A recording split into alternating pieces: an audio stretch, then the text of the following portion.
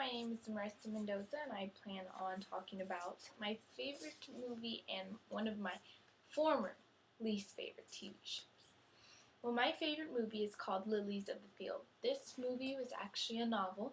It was written in about 1962, and it got adapted into a film a year or two later. And what I love about this movie is it stars, this main character is Sidney Poitier. He's one of my favorite actors. I am a little young to be watching his movies, but I've always enjoyed them. So the movie is, Sidney Poitier plays Homer Smith, and he is a handyman. And he's a traveling handyman. He's on his way traveling east, and his car actually overheats. So he needs to find a place to get water. The only place he can get water from, or where he sees that he can get water from, is a little farm in a desert. It looks kind of deserted, but he sees the farm and he thinks that it'll be a good place for him to get water from. He goes to the farm and he realizes that it is run by a group of nuns. These group of nuns, led by Mother Maria, are a group of nuns that escaped from Berlin. So they didn't have much coming to America, and they had this little farm with limited resources, and they wanted a chapel built for them. So when they see that Sidney Poitier's character came and asked for water, Mother Maria saw it as God sending her somebody to build them a chapel. Of course, Sidney Poitier was confused. He thought, how can I build a chapel? Where am I going to get the resources from? Who's going to help me? Am I going to get paid? I mean, a traveling handyman, of course he wants to get paid. And Mother Maria would tell him that God sent him to build a chapel, and he didn't really agree with that. He was Baptist, and the nuns were Catholic, so there was a difference between religions, not too much, but a little. And they decided, they basically wanted him to build the chapel, and he wasn't all in agreement. He did do a little handiwork here and there for the nuns until, Mother Maria and Homer did, bump heads a few times. Their differences were big, so he ended up leaving for a while. And he came back, and when he came back, he was actually determined to build this chapel. I believe that he thought more about what Maria was saying. I think it came to him that Mother Maria is praying to God, and God is going to build the chapel with the help of Homer. And I think that's what came to him, and that's what helped him realize that he needs to build this chapel for these nuns. So when he comes back, he is intent on building this chapel for the nuns. He's working until he can't work anymore. He just wants, so determined to finish it for the nuns, and the community starts seeing his perseverance to finish this chapel, and they decide to help in labor and materials. They bring him materials that, extra materials they have, and they come and help him, and he didn't. I mean, that makes him feel good. That makes the nuns feel good that they're getting their chapel. So when he finishes the chapel, the nuns are all happy. They love that he got the chapel done, and he actually he would give them English lessons because they are from Germany, so their English wasn't always perfect. I mean, they called him Homer Schmidt instead of Homer Smith, and he thought he was going to sit at the table for an English lesson. He told the ladies, we were going for an English lesson, and they decided that Mother Maria actually wanted to thank Homer. So they started with he says, "I build a chapel," and the nuns will say, "I build a chapel," and he would say, "We build the chapel," and the nuns would say, "We build the chapel," and all of a sudden, Mother Maria is just looking and stares and says, "He built the chapel." And everyone, is just so happy, so jolly, and Sidney Poitier's character actually starts singing a song. It's called Amen, and I'll play that for you. Amen, amen, amen, amen, amen. Sing it over. So this song is a huge song in the movie. I sing it all the time, and I realized that this song this movie actually it makes me want to learn more about my faith. It actually strengthens my faith. It makes me want to find more songs like this, more songs that I can listen to whenever I'm feeling down or when I have doubts in my faith. I usually turn to this movie, and it does actually make me feel better. Just singing this song makes me feel better. And I researched what theory made caused me to feel like this, and I learned that it was the uses and gratification theory. So this theory, it focused on finding out what people use the media for. And people can use the media for all sorts of things: to gain knowledge, to answer their curiosity, to find a sense of security or find advice.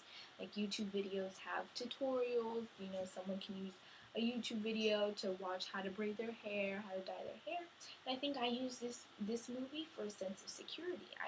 It helps my strength. It helps strengthen my faith, and it just helps me believe more and want to go and find more gospels, find more hymns to read about, to learn about.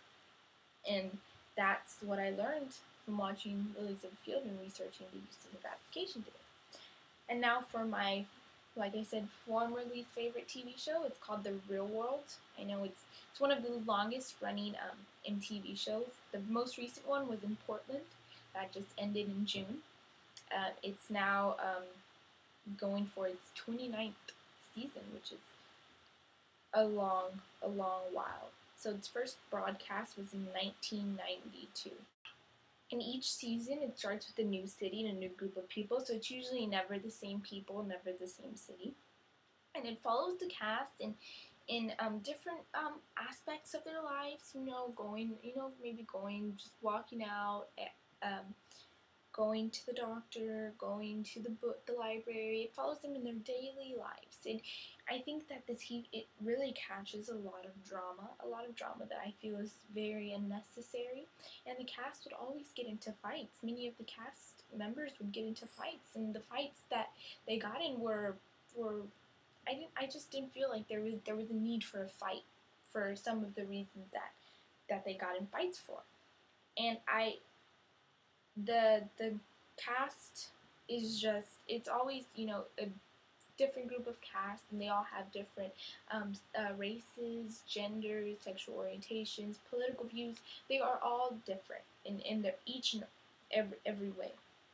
And I just thought that it would show the cast going out to party, going out, getting, wasted, getting drunk, and not caring that everyone on national television can see them doing this. And I thought that just made me feel that these people are just trashy people, that this city, it makes me feel like more people in this city are just like them, and I would want to visit that city if people are like that over there at nighttime, when everyone likes to go out. And then after I learned about the cultivation theory, I actually realized that I'm judging these people by what I see on TV, by what reality TV shows me. I started judging these people, and I realized that wasn't right. I told myself, these people are trashy. I'm not gonna be like them. I'm not gonna be like that. And I didn't realize that it's reality TV. I was just so intent on the idea, like, wow, this is what they do. This is ridiculous. I never realized that it's probably scripted. These producers probably make them get into fights, to get viewers, and that's what they were obviously getting off me. But it just brought them down to me, downgraded them, degraded them, and it degraded them to me. So I didn't really like the cast, and I didn't watch The Real World often. Every time I'd flip through channels and that was all on MTV, I'd watch it, but I wouldn't watch it. I wasn't a true fan of the show. I never have been. I just flip through channels and I'd watch it. But it seems like it's the same thing in every episode. Them partying, them getting wasted, them getting drunk, them getting fights, and I was just so over it, and I just thought, wow, these people are ridiculous. And now after learning about the cultivation theory, about how the media makes you perceive your world or the people that live in this world in a way that's horrible. It's not good to perceive someone that way when you don't know them. So, and actually, I didn't even know this until researching for this project that many of the cast members actually went on to doing greater things. Like Kyle Brandt, he was from the Chicago cast.